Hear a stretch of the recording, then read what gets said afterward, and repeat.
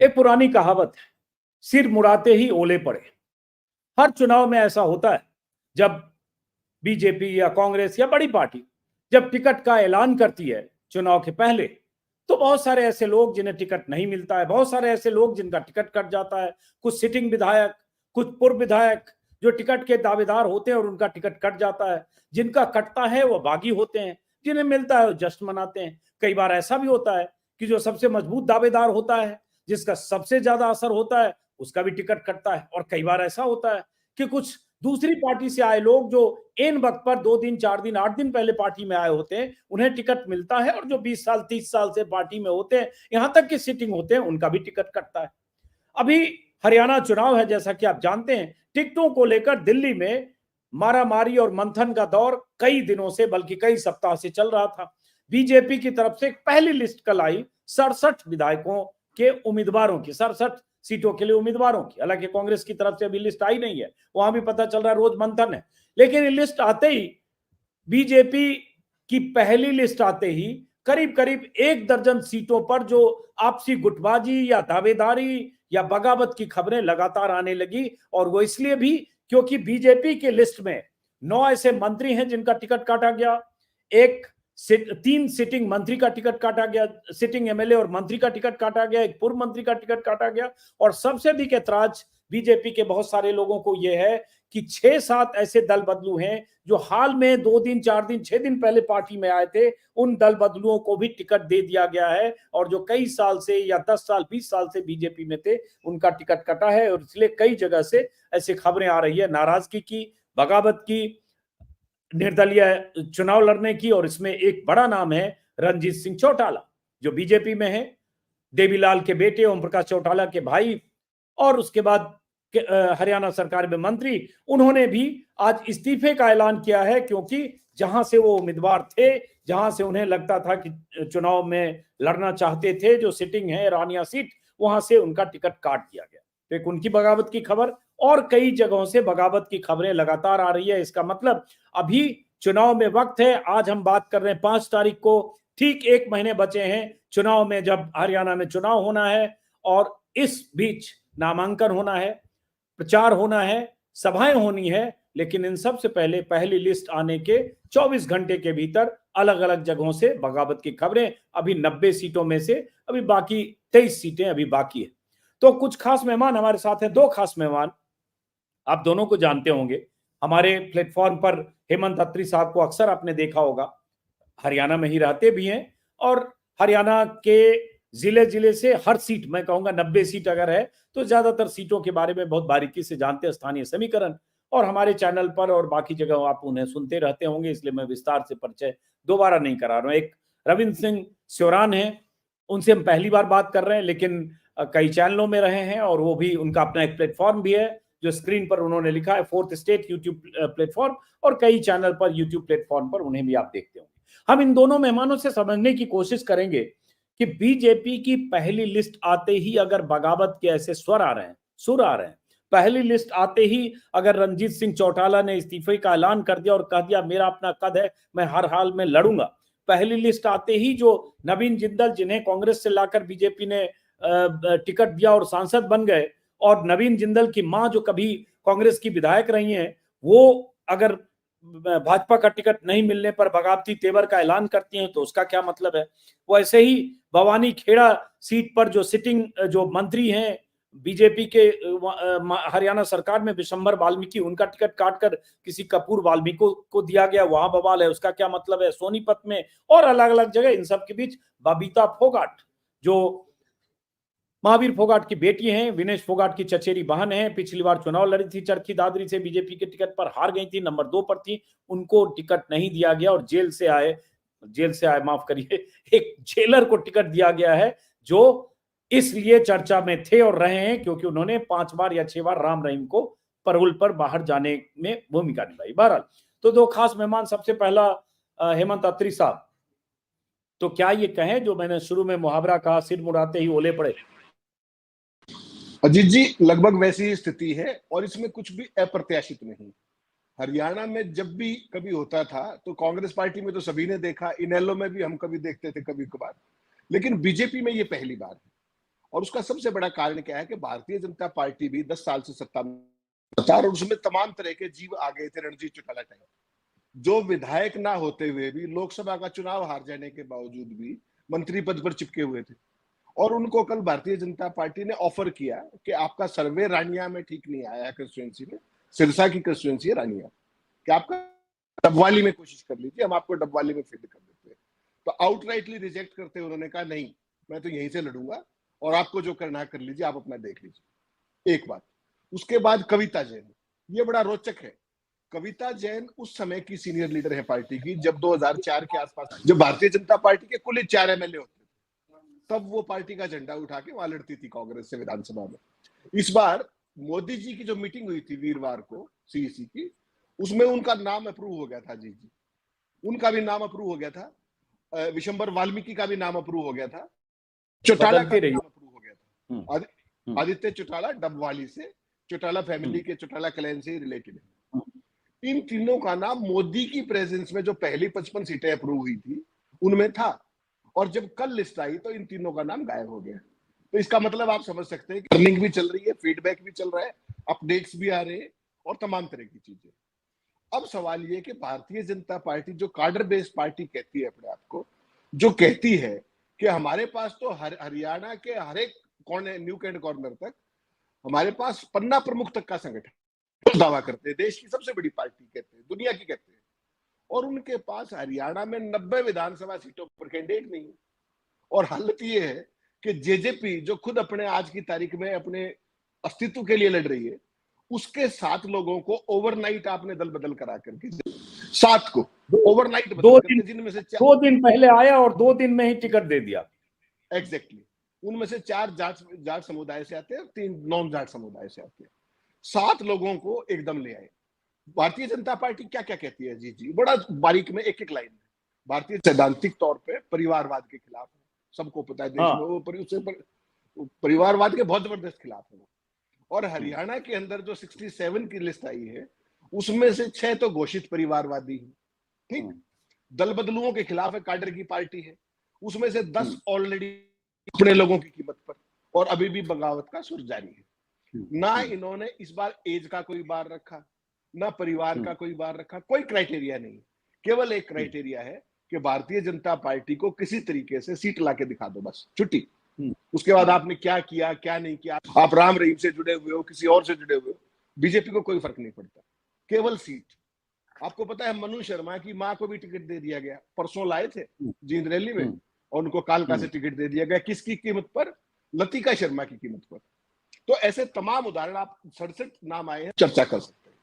लेकिन आज जो सबसे इंटरेस्टिंग बात है जी है, वो है कि भारतीय जनता पार्टी में जो बगावत का बिगुल बजा है, इतनी भयंकर बगावत की आंधी कभी आपने बीजेपी में नहीं सुनी होगी। और छोटा सा एक उसका एग्जांपल देता हूं, देश की 4थी सबसे अमीर महिला है सावित्री जिंदल, टिकट काट करके उनको सावित्री जिंदल 4थी सबसे अमीर, और वो बिल्कुल खाली नहीं है, पहले भी मंत्री रही है, 2 बार एमएलए रही है, कांग्रेस सरकार में सीनियर मंत्री है, सारी बात। नवीन जिंदल को ओवरनाइट लाया गया था, आपको ध्यान होगा, भारतीय जनता पार्टी के मुख्यालय में कैसे पहुंचे थे वो, भाग के पहुंचे थे, हाफते हुए लिटरली, और उनको 1 घंटे के अंदर टिकट दी। ऐसे ही रणजीत को टिकट दी गई थी, आपको ध्यान होगा, तमाम चीजें। आज सावित्री जिंदल की टिकट काट करके और संघ के कहने से वापस कमल गुप्ता को टिकट दे दी गई, और क्या कह के? सर्वे खिलाफ है, उनके लोग उनको लाइक नहीं कर रहे, केवल ये कह दिया कि मैसेज गलत जाएगा। अगर कि हमारा आदमी है वहां तो मैसेज गलत चला जाएगा, और जहां कैंडिडेट नहीं है वहां से किसी को भी पकड़ के लाके टिकट दे दो। ये चल रहा है भारतीय जनता पार्टी में। और जो बगावत का पैमाना है, वो एक आपको बगावत का एक एग्जांपल दे रहा हूं आपको। आज हरियाणा के अंदर जो भारतीय जनता पार्टी केवल आप बात करें, 1 दर्जन से ज्यादा करीब 9 जिलाध्यक्ष, 26 विधानसभा क्षेत्र जो हल्का बोलते हैं हमारे यहाँ, वो अध्यक्ष, 40 के आसपास ब्लॉक प्रेसिडेंट, सैकड़ों पन्ना प्रमुख, सैकड़ों, और हजारों पार्टी कार्यकर्ता। इसके अलावा अगर आप नाम लेंगे तो कविता जैन, राजीव जैन, जय भगवान शर्मा डीडी, कर्णदेव कंबोज, ये पूर्व मंत्री थे, सुखविंदर शोराण जो आपके किसान मोर्चे के अध्यक्ष थे, और इसलिए शमशेर खरखड़ा महम से, और ये लिस्ट गिनते, लक्ष्मण नापा फतेहाबाद से सिटिंग एमएलए, ये सारे तो बगावत का बिगुल बजा चुके। और लक्ष्मण नापा ने तो पार्टी छोड़ भी दिया, इस्तीफा भी दे दिया, और वो कांग्रेस के साथ जा सकते हैं लक्ष्मण नापा। हाँ, तो जो अनुशासित पार्टी थी, जो कार्डर बेस्ड पार्टी थी, जिसमें और जो खासतौर पे आपने देखा होगा जब से मोदी जी आए हैं, मोदी और शाह की भाजपा, उसमें बगावत की कोई गुंजाइश आपने कही? ये हरियाणा में पहली बार हो रहा है कि इस तरीके से ओपन बगावत हो रही है। और इससे थोड़े दिन पहले आपने जम्मू में भी देखा था किस तरीके से कार्यालय का सीन। तो नए भारत की नई भाजपा है, जिसके दर्शन आपको हरियाणा में हो रहे हैं। चलिए अब जरा एक बार रविंद्र सिंह श्योरान साहब से आपकी जो जानकारी है, जितनी बातें हेमंत अत्री साहब ने कही, ग्राफिक्स के जरिए वो सूचनाएं हम दिखा भी रहे हैं कि कहाँ कहाँ लक्ष्मण नापा से लेकर सावित्री जिंदल और जो क्या नाम है विशंभर वाल्मीकि और उकलाना में जो नाराजगी है वो सब हम दिखा रहे हैं स्क्रीन पर, कविता जैन। लेकिन ये समझना चाहते हैं कि इतनी इतनी देर लगी टिकट पर, इतना मंथन चिंतन हुआ, और आप अब कल टिकट का ऐलान करते हो, उससे पहले वहां नेतृत्व परिवर्तन तक कर दिया गया, लेकिन उसके बाद ये बगावत और सिटिंग विधायकों का टिकट काट काट के, या जो बीजेपी के पुराने नेताओं का टिकट काट के, चाहे कविता जैन हो चाहे कोई भी हो, और उसके बाद जेजेपी से लाए हुए लोगों को इंपोर्ट करके जिनको लाए उनको टिकट दे रहे हैं, तो ये तो एक तरह से बीजेपी की बेचैनी या डेस्परेशन दिखता है। लेकिन इसके साथ ये भी दिख रहा है कि इसका मतलब राह बहुत, एक तो पहले ही बहुत मुश्किल थी और ये बगावत बीजेपी के लिए नई और बड़ी मुश्किल खड़ी करेगी। जी नमस्कार अजीत सर, और हेमंत भाई आपको भी नमस्कार। सभी दर्शकों को नमस्कार, पहली दफा आया हूँ। सर बिल्कुल आपने ठीक बात कही, जो हेमंत भाई ने बात कही मैं उसी को आगे बढ़ाता हूँ। हम लोग अगर उत्तर हरियाणा से शुरू करें, बीजेपी का जो हालात है, जो मुख्यमंत्री करनाल से विधानसभा चुनाव लड़े और डंके की चोट पर वहीं से दोबारा लड़ने की बात कर रहे थे, उनकी सीट पार्टी ने बदल दी लाडवा। लाडवा वो सीट है जहां पर बीजेपी पिछला चुनाव हार गई। लाडवा वो सीट है जहां पर ओबीसी समुदाय का वोट बहुतायत में नहीं है। लाडवा वो सीट है जहां पर जाटों का वोट अधिक है, जहां पर जाट बाहुल्य इलाका है। और जाट भी अगर पूरे हरियाणा की बात करें तो किसान कम्युनिटी के सबसे मजबूत इलाका है वो, कि जहां पर बहुत बड़ी बड़ी लैंड होल्डिंग लोगों के पास है, उस तरह का वो एरिया, वहां पर मुख्यमंत्री को अपनी अग्नि परीक्षा देने के लिए भेज दिया है। दूसरा, ओबीसी के नेता हैं, सबसे बड़ा चेहरा ओबीसी का उनको बनाया गया था, और ऐसी जगह पर भेज दिया जहां पर ओबीसी समुदाय को चैलेंजेस बहुत ज्यादा हैं। एक बात। दूसरे, जो ओबीसी के पार्टी एक सेकंड रुकिए, बहुत इंपॉर्टेंट बात की मैं भूल गया था, हम लोग सुबह इस पर बात भी कर रहे थे कि भाई एक ये भी इंपॉर्टेंट है कि जब नायब सिंह सैनी डंके की चोट पर कह रहे थे कि मैं लाडवा से नहीं लड़ूंगा, मैं करनाल से ही लड़ूंगा, और उन्होंने खंडन किया था प्रदेश अध्यक्ष की बात का, जब प्रदेश अध्यक्ष ने कहा कि वो लाडवा से लड़ेंगे, तो ये एक तरह से तो मुख्यमंत्री को भी धकेल कर दूसरी सीट पर भेज देने की बात है। तो किसकी चल रही है और ये कैसे हो रहा है? यही बात कांग्रेस पार्टी कहती है। जब उसी बात का आकलन हम जैसे लोग करते हैं तो हम लोगों के ऊपर लांछन लगाए जाते हैं। अब हम क्यों ना कहें कि जो मुख्यमंत्री हैं वो डमी मुख्यमंत्री हैं, उनकी नहीं चल रही है। जब अपनी सीट की सुरक्षा वो कर नहीं पा रहे, जहां से वो लड़ना चाहते हैं, 6 महीने के मुख्यमंत्री रहे, जाहिर है अपने क्षेत्र पे उन्होंने फोकस किया होगा, वहां से उनको नहीं लड़ाया गया। जिस विधानसभा सीट से वो 2014 में चुनाव जीते थे, नारायणगढ़, वहां से उनको नहीं लड़ाया गया, एक नए विधानसभा क्षेत्र में भेज दिया, और वो भी तब भेज दिया जब तमाम समीकरण, जो जितने इंटरनल सर्वेज किए गए थे, नारनौल का सर्वे किया गया, गोहाना का सर्वे किया गया, करनाल और लाडवा, नारायणगढ़, ये तमाम सर्वे करने के बाद सारी सीट्स पर जब नेगेटिव रिपोर्ट आई तो उसके बाद उनको लाडवा भेजा गया है। पार्टी के बीच जिस तरह के समन्वय, क्या लाडवा सिर्फ के लिए पॉजिटिव रिपोर्ट आई है? और पॉजिटिव रिपोर्ट आई अगर पॉजिटिव डरे हुए थे लाडवा को लेके या खंडन कर रहे थे? सर पॉजिटिव रिपोर्ट का इंतजार करते तो सैनी साहब चुनाव ही नहीं लड़ पाते। वो पॉजिटिव रिपोर्ट तो आई नहीं रही कहीं भी, वो ढूंढ ढूंढ के थक गए, कहीं पॉजिटिविटी नहीं आ रही है, यही तो दिक्कत महसूस कर रहे हैं। उसके बाद ओबीसी की अगर हम बात करें सर, ओबीसी के सबसे बड़े नेता, ओबीसी के दूसरे सबसे बड़े नेता कर्णदेव कंबोज, जिनको पार्टी ने ओबीसी सेल का अध्यक्ष बनाया, प्रकोष्ठ का अध्यक्ष बनाया, उनको टिकट नहीं मिली, उन्होंने इस्तीफा दे दिया। ओबीसी समुदाय के ये 2 बड़े चेहरे। उसके बाद राव इंद्रजीत, जो ओबीसी समुदाय के तीसरे बड़े चेहरे हैं, या वैसे तो सबसे बड़े हैं वो, लेकिन उनको पार्टी ने छोटा करके कद उनका छोटा कर दिया। अब उन्होंने क्या खेल खेला है? उन्होंने खेला, जो सिटिंग एमएलए थे लक्ष्मण सिंह यादव, जिन्होंने टिकट पिछली बार लिया था अटेली से, उनकी सीट बदल दी, कोसली से, माफ कीजिएगा, कोसली से जो एमएलए थे उनकी सीट बदल दी गई, उनको भेज दिया गया रेवाड़ी। रेवाड़ी अपने आप में एक टफ सीट है। रेवाड़ी में जो कांग्रेस बीजेपी के मजबूत उम्मीदवार थे रणधीर सिंह कापड़ीवास, उनका टिकट कट गया, वो इंडिपेंडेंट चुनाव लड़ेंगे। बीजेपी की जो लड़ने की संभावनाएं थी, चिरंजीवी राव वहां से चुनाव लड़ेंगे, वो और कम कर दी, यानी कि एक सीट जिसकी जीतने की संभावना थी वो राव इंद्रजीत ने अपनी पॉलिटिक्स से उसको कम कर दिया। दूसरी सीट कोसली में जिनको टिकट दिया गया है वो वहां पर जिला पार्षद हैं और वो कमजोर उम्मीदवार माने जा रहे हैं। कमजोर उम्मीदवार देने का उनका कारण है कि वहां से भी कांग्रेस पार्टी से आ सकते हैं राव इंद्रजीत के भाई, तो कम से कम चौधर घर में रह जाएगी, एक एमएलए घर से और बन जाएगा। लेकिन बीजेपी को हो गया नुकसान। तो इस तरह की पॉलिटिक्स जो है वहां पर उन्होंने करी। अब तीसरी बात आ गया जी किसान, कहते हैं कि हरियाणा के किसान बड़े नाराज हैं, तो किसान मोर्चा के अध्यक्ष उनके टिकट काट दी गई। जिन्होंने पिछली बार चुनाव लड़ा था, अच्छे खासे वोट हासिल किए थे, उनकी भी टिकट काट दी गई। तो बीजेपी की जिस तरह की जो पॉलिटिक्स है ये ठीक उसी दिशा में लेके जा रही है सर, जिस तरह के सर्वेक्षण हम लोगों ने जमीन पर देखे। जो समाज के जो वर्ग इनसे नाराज थे उन वर्गों को इन्होंने प्लेकेट करने की बजाय, उनको कजोल करने की बजाय उनको और नाराज करने की तरफ बढ़ रहे हैं। किसान पूरे प्रदेश में नाराज हैं, उनको उनका जो गुस्सा था वो प्रदेश अध्यक्ष झेलते रहे जो किसान मोर्चा के थे। आज जब उनकी बारी आई उसका इनाम पाने की तो उनको घर बिठा दिया गया। उसके बाद आते हैं खिलाड़ी।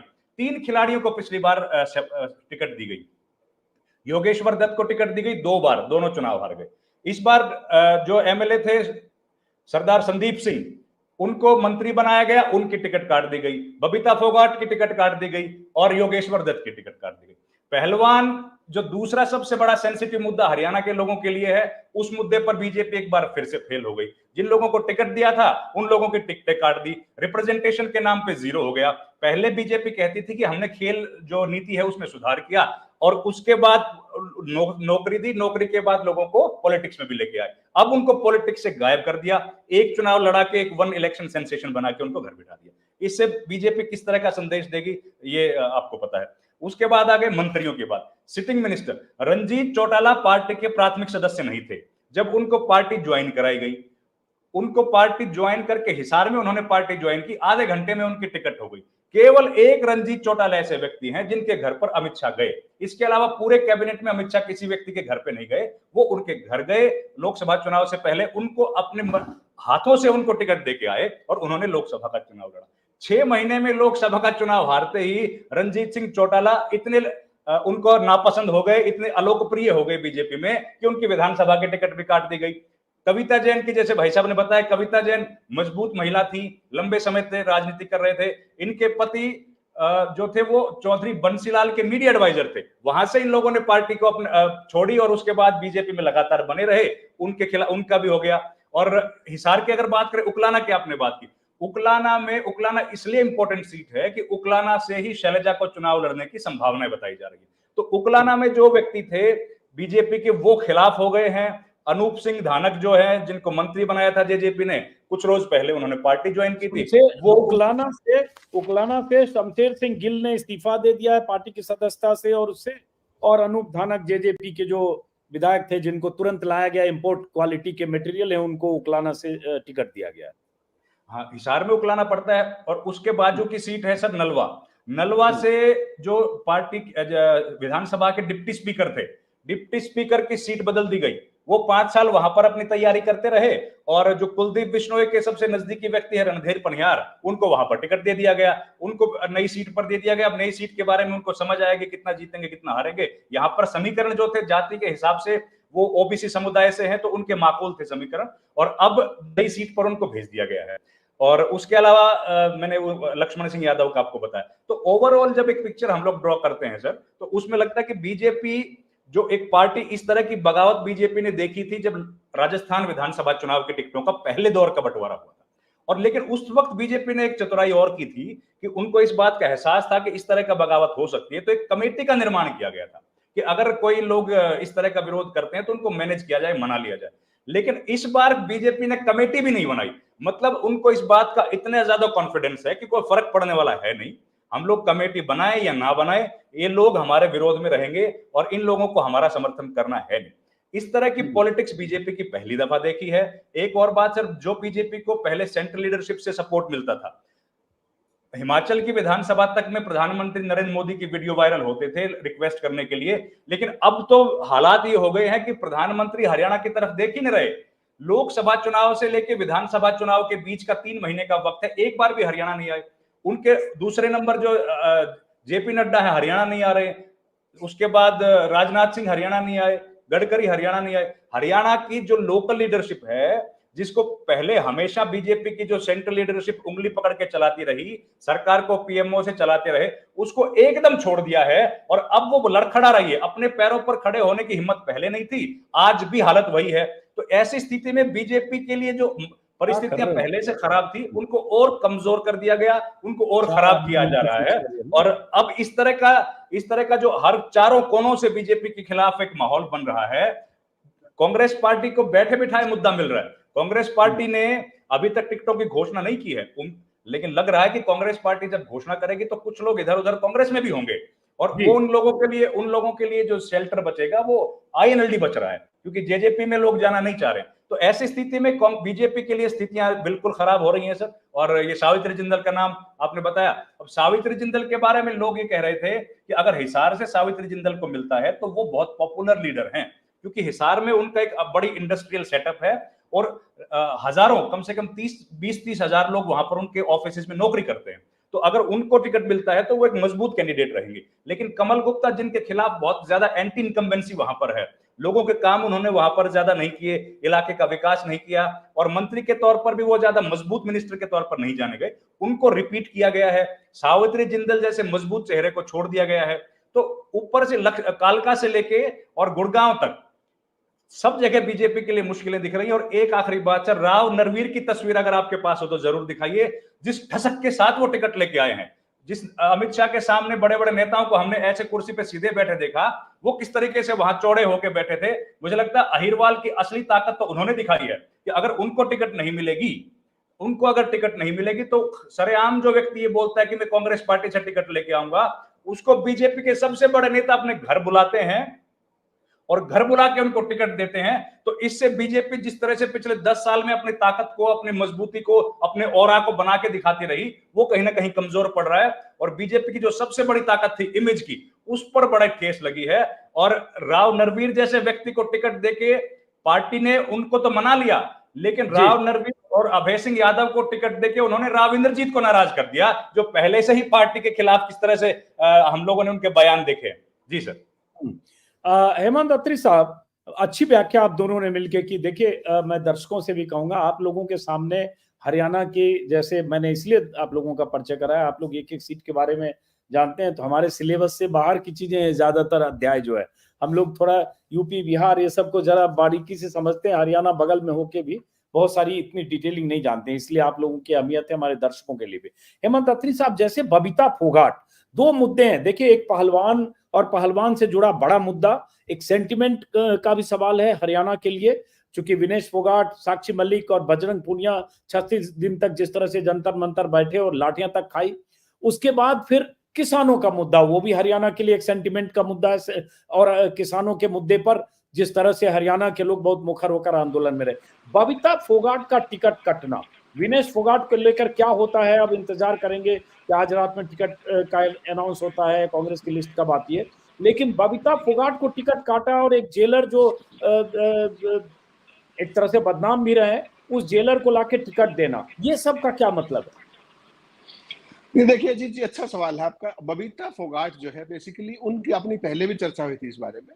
जो इनका जो पैतृक गांव है फोगाट सिस्टर्स का, फोगाट साहब है, उनका गांव बलाली है, जो पैतृक गांव है, और वो टेक्निकली बारेड़ा कंस्टिट्यूएंसी में पड़ता है, जो 7 वाली कंस्टिट्यूएंसी। पिछली बार भी बबीता फोगाट को दादरी से टिकट दी गई थी बीजेपी की, और वो बुरे तरीके से हारी थी। और उस समय अगर आपको ध्यान हो तो सतपाल सांगवान, जो जेलर जिनकी आप बात करें, सुनील से पिताजी पूर्व मंत्री रहे हैं, वो उस टाइम जजपा के राष्ट्रीय उपाध्यक्ष थे, उन्होंने चुनाव लड़ा था वहां पर। तो इस बार क्या हुआ है कि बबीता फोगाट के पिछले प्रदर्शन को देखते हुए और जो सतपाल सांगवान का जो अपना प्रदर्शन था, उस सारे की तुलना करते हुए ये देखा गया कि किसके यहाँ स्कोप ज्यादा है। और काफी उम्र हो चुकी है उनकी, 80 के आसपास उनकी एज है। तो उनके बेटे को बीजेपी ने वीआरएस दिलवा करके, वो जेल सुपरिटेंडेंट थे अपने गुड़गांव में, उनको वो करा करके यहाँ पे टिकट दी गई। तो बेसिकली उनका जो प्रदर्शन था वो पिछली बार भाजपा के स्कीम ऑफ थिंग्स के अंदर ठीक, और बीजेपी ने 2 ही खिलाड़ियों को दिया था, अगर आपको ध्यान हो। उससे पहले योगेश्वर दत्त को भी दिया था 2 बार, वो दोनों बार हारे। और जबकि योगेश्वर दत्त इन सबसे पहले ओलंपिक मेडल लेकर के आए थे, आपको याद हो, फिर डीएसपी भी बने और तमाम चीजें, लेकिन वो दोनों बार चुनाव हारे। तो बीजेपी का जो खिलाड़ियों के प्रति जो था, हर एक चीज हर एक को सूट नहीं करती है। एक तो बबीता की जो कंस्टिट्यूंसी थी वो बांडा थी, उसको दादरी दी गई। ये कोई गारंटी नहीं है कि उनको आप बांडा देते वो भी जीत जाती, क्योंकि अब तो बीजेपी की हालत ही ऐसी है हरियाणा में, खासतौर पे रूरल बेल्ट के अंदर, जो किसानों वाली जो बेल्ट है, तमाम चीजें हैं, उसमें अपने आप एक खतरनाक स्थिति है। पिछली बार तो आपको ध्यान होगा। अब जो स्थिति है, जो आपने जिक्र किया विनेश फोगाट का और बजरंग पुनिया का, बजरंग पुनिया का चुनाव लड़ना बहुत संदिग्ध है। कारण क्या है कि अपनी फिर पहले भी इस बारे में चर्चा हुई थी कि उनका जो अपना गांव है खुड्डन गांव, वो बादली में पड़ता है और बादली में कांग्रेस का सिटिंग एमएलए है। फिर सोनीपत लड़ लीजिए, सोनीपत उन्होंने ऑफर किया, सॉरी खुद कि जी मैं सोनीपत लड़ लेता हूँ। सोनीपत में भी कांग्रेस पार्टी का सिटिंग एमएलए सुरेंद्र पवार, और वो ईडी के चंगुल में फंस करके वो जेल में है अभी, तो उनको पार्टी कैसे छोड़े। ऐसी सूरत में एक ऑप्शन आई कि भाई आपको राय दे दे, तमाम तरह की और तो बहुत सारी चीजें आई। तो अल्टीमेटली ये हुआ कि इस बार बजरंग पुनिया को यहाँ रहने देते, कहीं और देख लेंगे, और विनेश को ऑप्शन दी गई कि आप आइदर ऑफ द टू देखिए, लाखन जुलाना क्योंकि उनकी ससुराल है और बाजड़ा जो उनका मायका है। आइडियल स्थिति ये होती है, अपने पारंपरिक लड़की की शादी हो जाती है तो ससुराल की तरफ से ही उधर ही की हो जाती है, वहां से चुनाव लड़े, और अगर कोई मजबूरी रहे तो उसको पैतृक उसमें भेज सकते हैं। अब यहाँ पर मेरी आपसे पहले भी चर्चा हुई थी जब मैं नोएडा में आपके पास आया था, तब ये था कि भाई विनेश उस समय बहुत ज्यादा वो नहीं थी कि भाई चुनाव लड़ा जाए, लेकिन उनके जो पतिदेव है सोमवीर राठी और उनके जो फादर इन लॉ साहब है, वो बड़े ये थे कि भाई इस बार चुनाव लड़ना चाहिए। जिस तरह का पूरा माहौल है, एक सेंटीमेंट है, जिस तरीके से उन्होंने वर्ल्ड चैंपियन को हराया है, और ये सही समय है कि आप सोशल सर्विस में एंटर करें। तो अब कांग्रेस पार्टी की जो इंटरनल डायनेमिक्स है, उसमें क्या जो वहां की जो अब कमिटमेंट है, जुलाना में पहले भी 6-7 लोग सीरियस प्रत्याशी, उनका क्या होगा, और बाडड़ा में कांग्रेस पार्टी के पास कैंडिडेट उतना अच्छा नहीं है। तो इस तरह के द्वंद में सारा फंसा हुआ है मामला अजीत जी। अच्छा सुनिए, अब इस पर हम विनेश के मुद्दे पर जब हम टिकट लिस्ट आती है तब बात करेंगे। एक सवाल इसी पर है, उसके बाद फिर जरा रवि सिंह के पास भी जाऊंगा। आपके ऑडियो में भी आज थोड़ा प्रॉब्लम है, पता नहीं क्यों आ रहा है। अब ये समझना चाहता हूँ कि भाई जैसे जो चीफ मिनिस्टर है नायब सिंह सैनी, वो करनाल से लड़ना चाहते थे, उनको जहां सीट दे दी गई जहां से वो नहीं लड़ना चाहते थे, जिसका जिक्र हमने कर लिया। टिकट बांटने में कौन तय कर रहा है? क्या खट्टर के लोग ज्यादा हैं? क्या सिर्फ पार्टी नेतृत्व ऊपर से तय कर रहा है? क्या हो रहा है?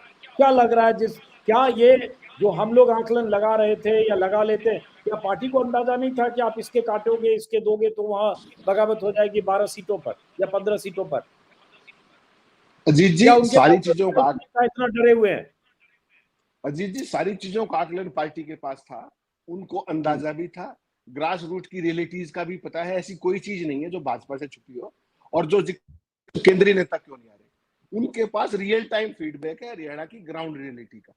इसलिए बहुत ज्यादा मगजमारी उन्होंने लोकसभा और इस दौरान में बीच में नहीं की हरियाणा को टच करने की, क्योंकि उनके पास आईबी की भी रिपोर्ट है, इंडिपेंडेंट सर्वे की भी रिपोर्ट है, वो सारी चीजें। जो सबसे महत्वपूर्ण बात इसमें है, टिकट सबसे ज्यादा किसकी है, ये कौन बांट रहा है। ये मैंने कल एक सवाल एक बहुत बड़े नेता से पूछा बीजेपी के, मगर साहब मनोहर लाल जी की सबसे ज्यादा टिकटें कितनी टिकटें, तो उसने हंस के कहा, और बड़े लाइटर नोट पे, आपके दर्शक भी हंसेंगे और एंजॉय करेंगे। उन्होंने कहा मनोहर लाल जी का जो इंटरेस्ट है वो टिकटें दिला। तो मैंने कहा और क्या है, तो उन्होंने कहा कि उनका ज्यादा इंटरेस्ट टिकटें कटवाने में है। तो जो प्रदेश के जो शीर्षस्थ नेता जो 10.25 साल सत्ता को हाँक करके गए हैं, और वो आज दिल्ली में हाँक रहे हैं अपने अपने हिसाब से, अपने टिपिकल अंदाज में, उनकी देखिए अगर आप ब्रेकअप करेंगे, 40 टिकटें कटी हैं 67 में से, जो पिछली बार थी और इस बार की 67 में से 40 बदली गई। उनमें से जो खट्टर की जो बेल्ट है, जीटी रोड की बेल्ट, उसमें सबसे कम बदलाव। अच्छा सुनिए, बीच में रविंद्र सेवरान को शायद उनकी 4 बजे कहीं लाइव है। रविंद्र जी आपको फ्री करता हूं, मैं समझ सकता हूं, मुझे अंदाजा भूल गया था मैं। रविंद्र सेवरान को जाना है, आपको फ्री करता हूं। हाँ, फिर हम लोग बात करेंगे, फिर बातचीत हमारी अधूरी रही, फिर बात करें। वैसे एक सवाल का जवाब चाहें तो आप देके जा सकते हैं। एक छोटा सा ब्रीफ आप बता के जाइए कि जो हर बार चुनाव होता है, ये कोई नई बात नहीं है रविंद्र। अच्छा चलेगा, चलिए नहीं उनको जोड़िए, रविंद्र जी हैं जोड़िए उनको। ये कोई नई बात नहीं है रविंद्र सेवरान कि किसी राज्य में, जोड़िए उनको, कनेक्ट करिए, कि जब चुनाव के लिए टिकट वितरण होता है तो बगावत होती है, बहुत सारे लोग ऐसे निर्दलीय खड़े हो जाते हैं या बागी हो जाते हैं। नई बात नहीं है। क्या हम इसको ज्यादा पढ़ तो नहीं रहे, ज्यादा अहमियत तो नहीं दे रहे हैं कि भाई ये 10-12 बगावत हो गई? भाई ऐसे राजस्थान में भी हुआ, एमपी में भी हर वक्त होता है। सर हम लोग इसको बल्कि अंडरटोन करने की कोशिश कर रहे हैं। ग्राउंड रियलिटी जिससे कहीं खराब है। बीजेपी तो पार्टी ऐसी है ही नहीं। बीजेपी का यूएसपी क्या है? बीजेपी हमेशा यही कहती रही है कि हमारे जो सोल्जर्स हैं, जो कार्यकर्ता हैं, वो डिसिप्लिन्ड हैं। तो डिसिप्लिन ही तो नहीं दिख रहा है सर, डिसिप्लिन ही तो गायब है। क्यों? क्योंकि बीजेपी के कार्यकर्ता है ही नहीं जमीन पर। बीजेपी हवाई पार्टी हरियाणा में है। चाहे 2 बार चुनाव जीत गई, 10 साल से सत्ता में आई, एक बार 10 लोकसभा सीटें जीती, एक बार 5 जीती, एक बार 7 जीती, लेकिन जमीन पर कार्यकर्ता नहीं है, जमीन पर काडर नहीं है। आज भी आरएसएस के यहां पर उस तरीके से लोग नहीं है जैसे कि बीजेपी के मध्य प्रदेश, गुजरात जैसे राज्यों में है। बीजेपी यहां चुनाव जीती, लेकिन उसका सबसे बड़ा कारण बीजेपी नहीं था, उसका सबसे बड़ा कारण था समाज का डिवाइड करना। जो समाज में डिवीजन बीजेपी ने पैदा किया, उसकी वजह से बीजेपी को सफलता मिली। अपने काडर की वजह से, अपनी नीतियों की वजह से बीजेपी कभी कामयाबी नहीं हुई सर यहाँ पे। और इसी वजह से आज जब वो जहर खत्म हो गया। एक सवाल, एक काउंटर। 2005 में जिस बीजेपी को सिर्फ 2 सीटें थी, सिर्फ 2 सीटें 2005 में और 10% वोट, वो बीजेपी 2014 में 47 सीटों के साथ 33% आ जाती है। और उसके बाद लोकसभा का तो जिक्र हम करते ही हैं, 10 की 10 सीट जीती है। तो ये कैसे माने कि उसका काडर नहीं है या बीजेपी हवाई पार्टी है? काडर तो सर है ही नहीं उनका। मैं फिर कह रहा हूं उनका, आप क्योंकि वोटर है, काडर नहीं है, आज भी नहीं है काडर। वोट बढ़ गया बीजेपी का क्योंकि मोदी की वेव आई। मोदी के वेव की वजह से हरियाणा का जो पुराना कल्चर है, वो सेंट्रल जिसके जो यूनियन गवर्नमेंट जिसकी आती है उसके साथ भी कांग्रेस की उसके साथ में हरियाणा प्रदेश की सरकार बन जाती है। और उसी वजह से आप 2005 में देखिए सर, उसके पहले 1999 में देखिए, केंद्र में अटल बिहारी वाजपेयी आए, हरियाणा में आईएनएलडी और बीजेपी आ गए।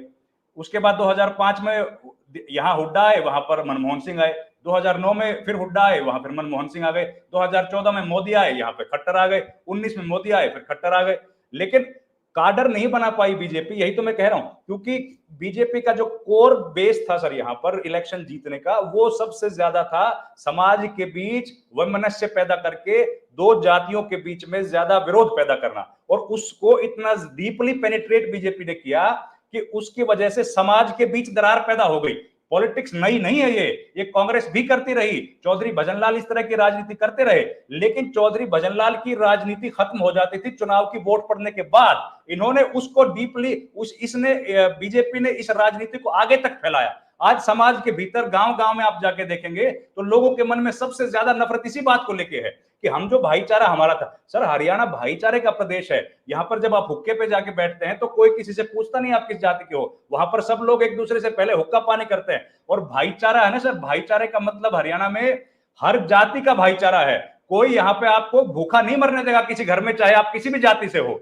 उस तरह के भाईचारे में जब नफरत का बीज बीजेपी ने बोया तो उसका नुकसान तो बीजेपी को होगा ना सर। और इसी वजह से बीजेपी के आज तक यहां पर कैडर नहीं बन पाया। आज भी लोग बीजेपी के साथ वोट डाल देते हैं क्योंकि उनके पास कारण क्या है कहने के लिए कि भैया देशभक्त पार्टी है, कि भैया मोदी बहुत बढ़िया काम कर रहे हैं। लेकिन बीजेपी की नीतियों के बारे में पूछिए ना सर किसी से, कोई आपको बीजेपी की नीतियों को सही नहीं बताएगा। किसानों के लिए क्या काम किया।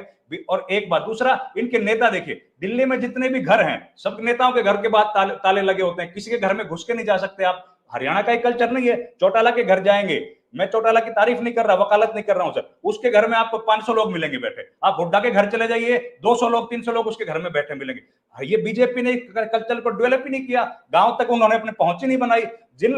जो मुख्यमंत्री हरियाणा में रहे, अगर रात को 2 बजे किसी गांव की पंचायत आ गई तो मुख्यमंत्री अपने शयन कक्ष से बाहर आके उस पंचायत से मिले, उस पंचायत के जो मसले थे उनको सुलझाने की कोशिश की। और यहां पर जो है, यहां पर ताले लग गए। यहां पर मुख्यमंत्री इस बात के लिए कहते हैं कि हमने तो सारे दरवाजे बंद कर दिए, सारे घर में जितने मेरे कमरे थे उन सबको हटा दिया, केवल एक बेड वहां पर है, एक बेडरूम मुख्यमंत्री का, अब बाकी के लोगों के आने के लिए गुंजाइश ही नहीं बची। तो वो कल्चर मेल नहीं खाया सर।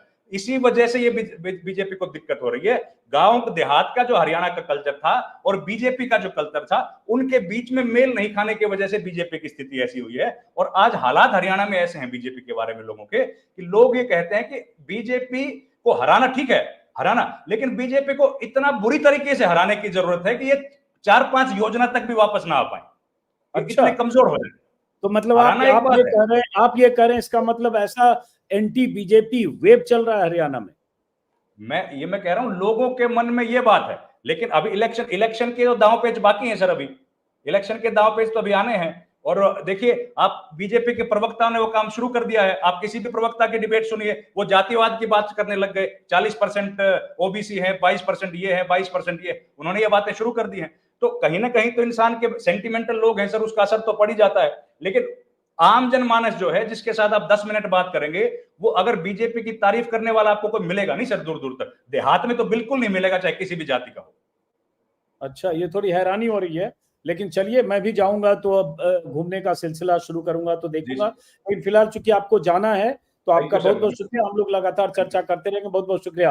हेमंत अत्री साहब, जो बात इन्होंने कही, रविंद्र शोरान, हम पहली बार लाइव ऐसे बात कर रहे हैं, क्या आप सहमत हैं कि इतना अंडर करंट नहीं, ये तो एक तरह से वेव जैसा हो गया, कितनी नाराजगी बीजेपी को लेकर है और बीजेपी को सत्ता से बेदखल करने के लिए गांव-गांव में लोगों में बहुत इस तरह की नाराजगी है? नहीं अजीत जी, जहां तक ग्रामीण क्षेत्र की बात है, ज्यादातर ग्रामीण क्षेत्र, जो आप कह सकते हैं 80% ग्रामीण क्षेत्रों में सेंटीमेंट यही है। इस बारे में अपनी पहले भी चर्चा हुई थी, जो पंजाब से लगी बेल्ट है, क्योंकि रूरल की जो अपनी एग्री को है सारे का सारा, वो एग्रोनॉमी है हमारी, तो मूल उसका एग्रीकल्चर है। और किसानों को 378 दिनों तक जो दिल्ली के बॉर्डर्स पे बिठाया गया, जो किसान अब 200 दिन से बैठे हैं शंभू बॉर्डर पे या जींद वाले बॉर्डर पे बैठे हैं यहाँ पर, तो वो एक सेंटीमेंट ये है कि देखिए, आंदोलन कोई बहुत बड़ी चीज नहीं, आंदोलन कोई भी कर सकता है। सवाल ये है कि उसकी कोई सुन भी रहा है या नहीं, या उसकी तरफ कोई ध्यान भी दे रहा है कि नहीं। तो ना तो उन 378 दिनों में ना तो घुसने दिया गया, ना सुनने दिया गया। और 200 दिन से अभी वही स्थिति है। बात हाई कोर्ट तक चली गई, बात सुप्रीम कोर्ट तक चली गई, कमेटियां बनती जा रही हैं, लेकिन सॉल्यूशन की तरफ प्रायोरिटी ही नहीं है। तो वैसी सूरत में किसानों की फीलिंग क्या है, ग्रामीणों की फीलिंग क्या है कि साहब, जब हम अपनी जायज बात को शांतिपूर्ण तरीके से आपको बताने के लिए आना चाहते हैं डेमोक्रेटिक वे में, हम कोई हंगामा नहीं कर रहे, आंदोलन नहीं कर रहे, आपसे मिलना चाहते हैं, दिल्ली में धरना देना चाहते हैं, संविधान में इसका प्रावधान है, और आप हमें दिल्ली में घुसने भी नहीं देते, बोल्डर्स लगा देते हैं, कीले लगा देते हैं, तो फिर आप गांव में कैसे घुसेंगे आके, और वोट किस मुंह से मांगेंगे? वो जो एक सेंटीमेंट है ना। और देखिए, ग्रामीण क्षेत्रों के अंदर अजीत जी, सबसे इंपॉर्टेंट बात क्या है, गांव का जो भाईचारा है ना, वो 36 बिरादरी का भाईचारा है। वहां पर ये उतना पेनिट्रेट नहीं कर पाए हैं, बारिंग ए वेरी फ्यू एरियाज। जो जाट आरक्षण से प्रभावित एरियाज थे, वहां ये जाट नॉन जाट कर पाए 2 बार, ये सच बात है।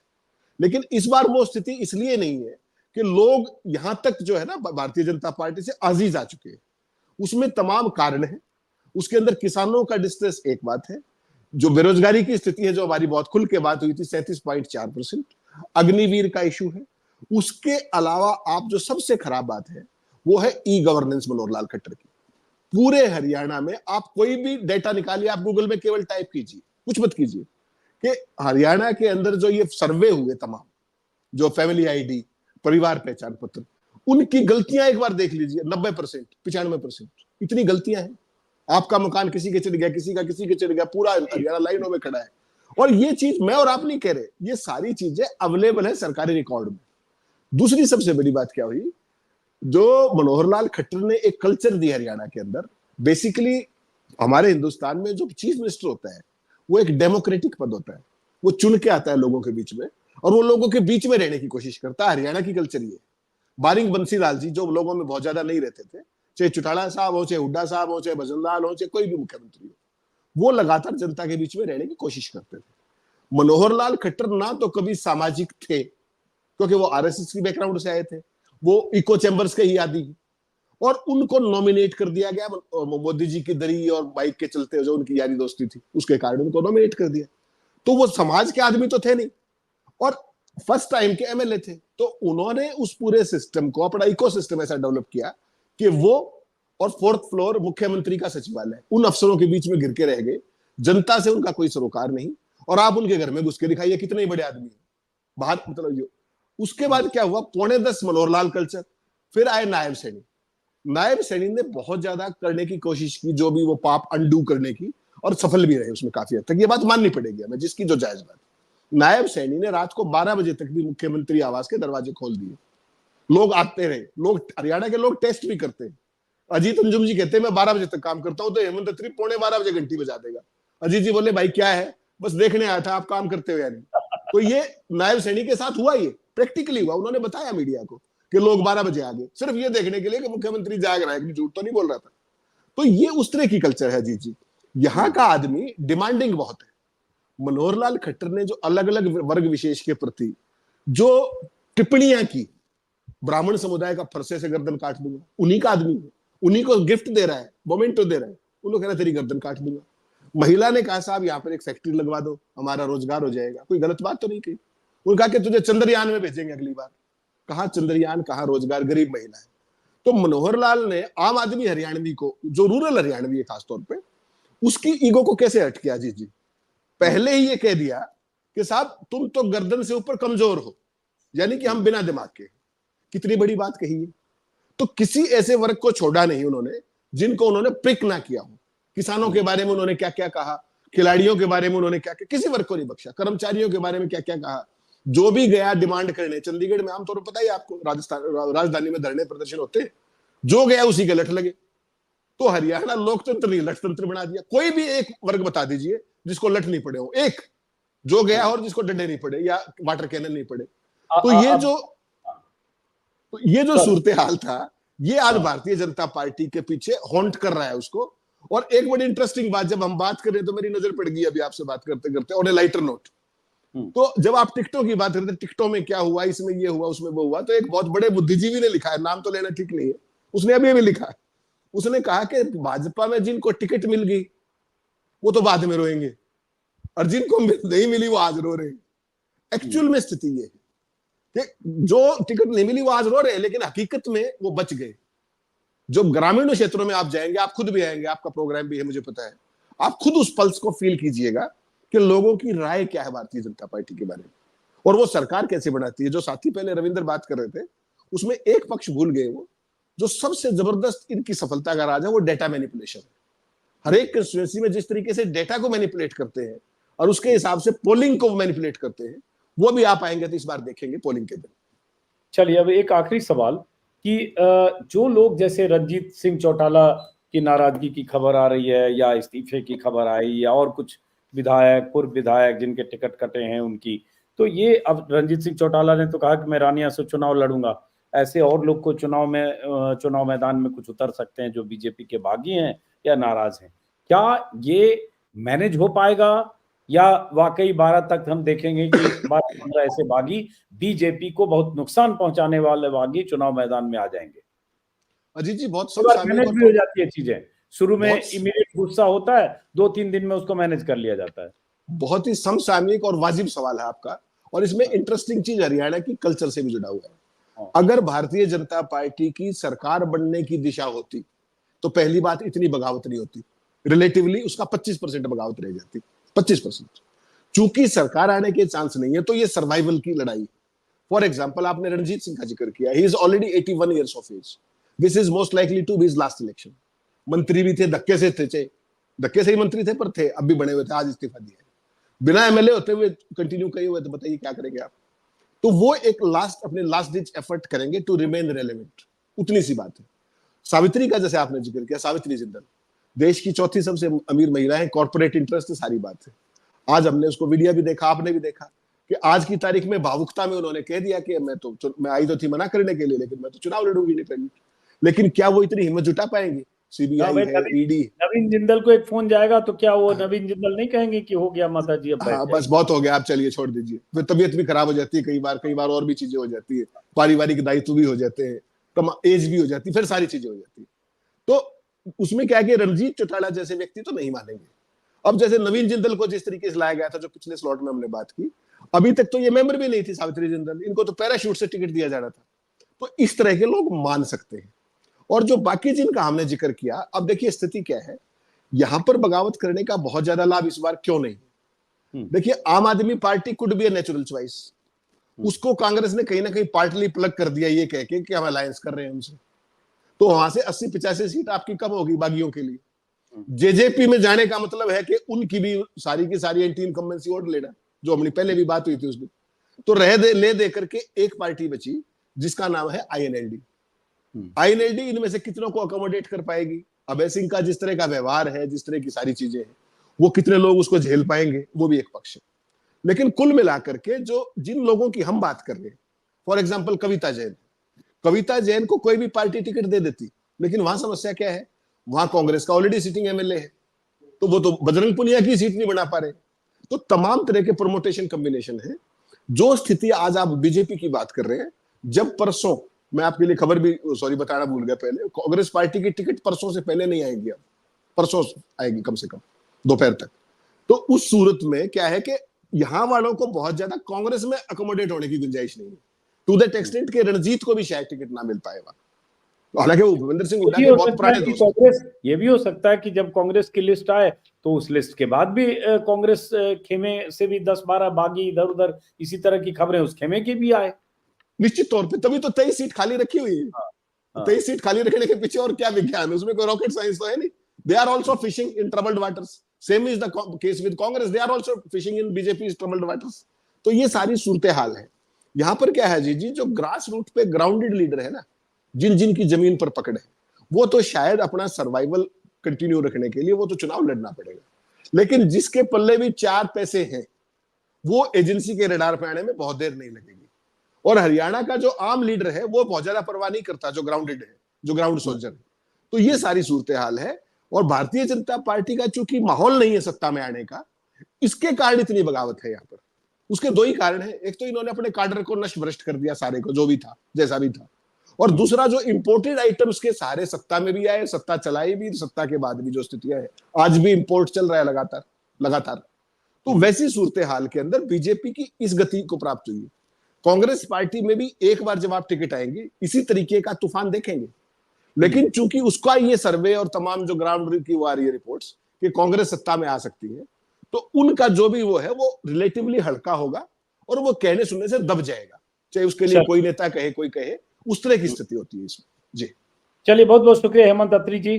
फिर हम लोग इंतजार करेंगे जरा कांग्रेस की लिस्ट का भी, और उसके बाद मैं भी इंतजार कर रहा हूँ कि लिस्ट आ जाए कांग्रेस की, और उसके बाद थोड़ा हरियाणा अलग अलग इलाके में घूमूं। दर्शकों से मैं कहना चाहूंगा कि चूंकि मेरी स्ट्रेंथ, मेरी ताकत, मेरी दिलचस्पी और मेरे लिए एक वर्कशॉप की तरह होता है जनता के बीच जाना, तो मैं इंतजार कर रहा हूँ कि लिस्ट फाइनल आए ताकि अलग अलग इलाकों में घूमूं, समझूं, आप लोगों के बीच आऊं। तो फिलहाल बहुत बहुत शुक्रिया, नमस्कार, दर्शकों को भी नमस्कार।